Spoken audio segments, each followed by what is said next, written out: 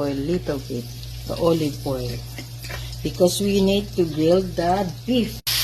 Add the beef. I marinated the beef with milk so that it will soften the meat, and soy sauce, oyster sauce, and black pepper. Smell good. Now, we need to reverse. Looks yummy. Look at that. My mouth is watering now. Ready to eat. I'm hungry.